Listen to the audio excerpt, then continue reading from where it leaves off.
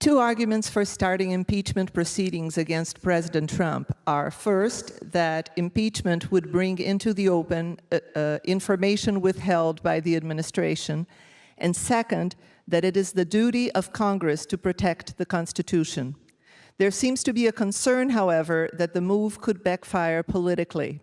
What is your stance on starting impeachment proceedings against President Trump, and why? Chris, thank you for the question. We should begin impeachment proceedings against Donald Trump. Not something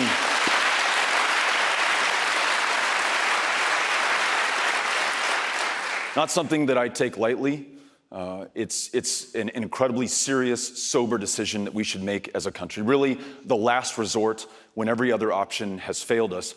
And at this point, where the president has refused to respond to any subpoena, where his attorney general will not testify, where he will not furnish other witnesses so that we can find out what happened to this great democracy in 2016 and how we prevent future attacks in 2020 and beyond.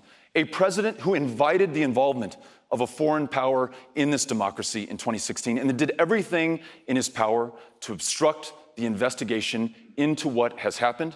If we do nothing because we are afraid of the polls or the politics or the repercussions in the next election, then we will have set a precedent for this country that, in fact, some people, because of the position of power and public trust that they hold, are above the law. And if this great democracy, 243 years into this idea and this experiment, is to survive for another 243 or even another year or two, we cannot allow that precedent to stand. There must be consequences, accountability, and justice. The only way to ensure that is to begin impeachment proceedings.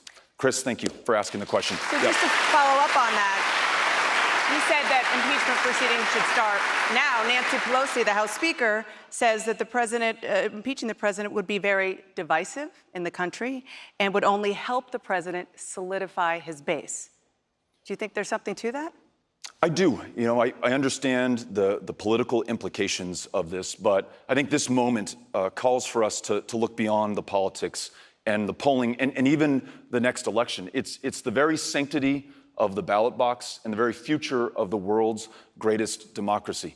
And if this is important to us, and I think it is, then we need to look past those short-term consequences to the consequences to the future of this country. And the only way that we're going to get the documents and the facts and the truth to be able to pursue them as far as they go, as high up as they reach, is to compel the testimony, the furnishing of those documents through impeachment proceedings. It's the only way that we're going to get to the facts necessary to have that accountability and justice. Because short-term pain could be for you if you were the Democratic nominee. That's okay? That's possible. But listen, the consequence of the alternative is to turn a blind eye to this. Okay. And in doing so, turn our back on the future of this country. And I cannot be part of that. We're going to have to make the tough decisions now. Okay.